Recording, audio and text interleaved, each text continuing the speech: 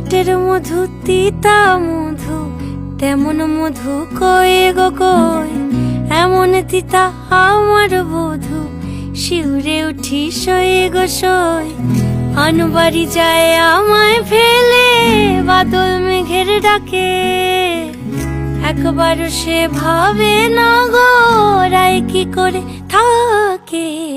কি করে রায়, কি করে রায়, কি করে রায়, কি করে এই বুঝি যায়